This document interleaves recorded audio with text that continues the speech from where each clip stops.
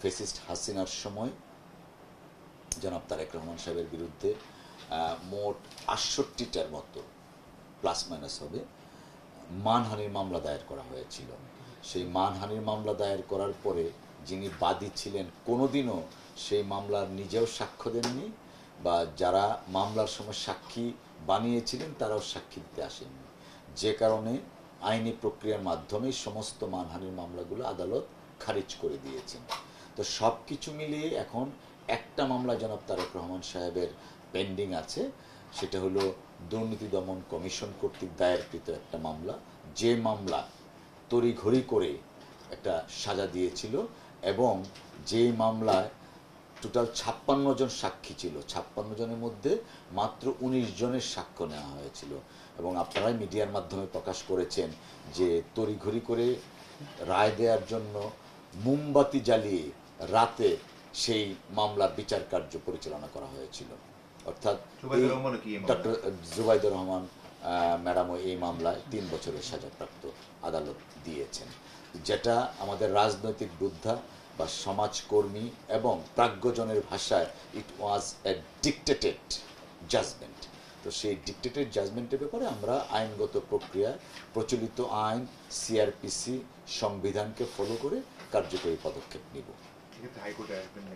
আমরা সেটা আইনি প্রক্রিয়ার মধ্যে যা আসে, আমরা সেই মামলাটা এখন পর্যন্ত পেন্ডিং আছে ট্রায়াল কোর্টে, যে কোর্ট দিয়েছেন সেই মামলার প্রেক্ষিতে আমরা এখানে সিআরপিসিতে যা আছে, সংবিধানে যা আছে, একটা কথা এখানে খুবই পার্টিনেন্ট বা প্রণিধানযোগ্য, বিএনপি ভারপ্রাপ্ত চেয়ারম্যান জনাব তারেক রহমান সাহেব সর্বদাই আইনের প্রতি শ্রদ্ধাশীল এবং আদালতের প্রতি ওনার পূর্ণ আস্থা এবং শ্রদ্ধাবোধ রয়েছে, যে কারণে তিনি আমাদেরকে ইতিপূর্বে নির্দেশনা দিয়েছেন যে আইনি প্রক্রিয়ায় যেন ওনার মামলাগুলা নিষ্পত্তি করা হয়। তো আমরা আইনি প্রক্রিয়া অবলম্বন করি, প্রচলিত যে সিআরপিসি আছে, ক্রিমিনাল প্রসিডিওর কোড, পাশাপাশি সংবিধান আছে, সেগুলা ফলো করেই মামলা নিষ্পত্তি করা হবে। আর আপনি আরেকটা কথা যেটা বলছেন যে বাধার কথা, দেখুন জনাব তারেক রহমান সাহেব দেশে আসার ক্ষেত্রে কখনোই আইনি বাধা ছিল না এই কারণেই যিনি আইনের প্রতি শ্রদ্ধাশীল, আইনি কনসিকুয়েন্স যা হয় তাই তিনি মেনে নেবেন, সেটাই ছিল ওনার স্ট্যান্ড।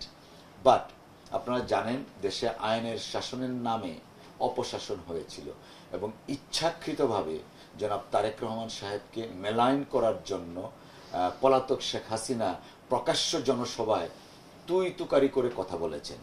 নুডলস খান নাই তো নুডলসই খান নাই। যদিও বাংলাদেশের জনগণ এখন উনি যেমন বলেছিলেন সাহস থাকলে আয়, বাংলাদেশের জনগণ কিন্তু সেটা ওনাকে আবার জিজ্ঞেস করছে।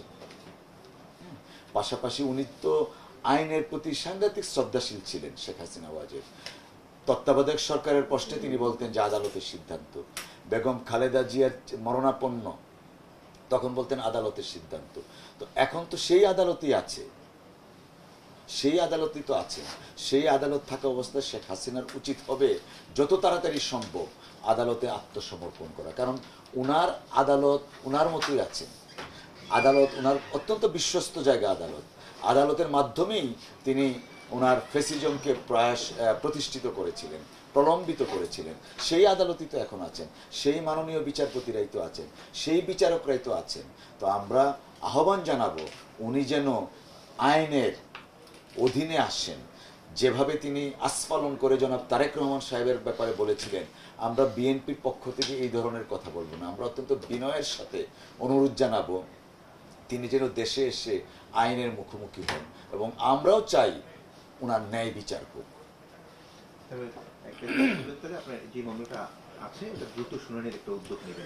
আমরা এই মামলাটা আইনি প্রক্রিয়া যেভাবে যা আছে সিআরপিসি এবং সংবিধানকে ফলো করে আমরা সেই বিষয়ে কার্যকর পদক্ষেপ নিই। সেটাও খারিজ হয়ে গেছে, সেটা ওইখানে সেই মানহানি 2 বছরের একটা সাজা ছিল, পরবর্তীতে সেইটাকে রিকল করে সেটাকে আবার নিষ্পত্তি করা হয়েছে। না, ম্যাজিস্ট্রেট কোর্টে হয়েছিল, তারপরে সেটার ম্যাজিস্ট্রেট কোর্টের বিষয়টা তো আপনার জাজেস কোর্টে যেতে লাগবে, সেই জাজেস কোর্টে সেটা নিষ্পত্তি হয়েছে। এইটা আমি আসলে কি যে কথাটা সবচেয়ে বেশি উল্লেখযোগ্য, আইনি প্রক্রিয়া অবলম্বন করা। জনাব তারেক রহমান সাহেব সম্পূর্ণভাবে সিআরপিসি, আমি আবার উচ্চারণ করছি, ক্রিমিনাল প্রসিডিউর কোড এবং সংবিধানের আলোকে ওনার মামলাগুলো নিষ্পত্তি করার জন্য নির্দেশনা দিয়েছেন। আমরা সেই প্রচেষ্টা অব্যাহত আছে। আচ্ছা, আমি এটা বুঝে গেল যে খালেদা জিয়ার কোনো মামলা কি পেন্ডিং আছে?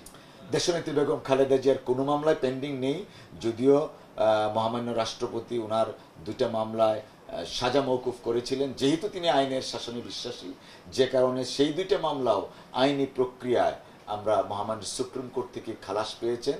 শুধু খালাসেই পাননি, মহামান্য সুপ্রিম কোর্ট একটা অবজারভেশন দিয়েছেন যে দেশনেত্রী বেগম খালেদা জিয়ার বিরুদ্ধে যে সোশ্যাল স্টিগমা ছিল, সেই স্টিগমাটা মহামান্য আদালতের নির্দেশে উজ্জ্ব করা হয়েছে।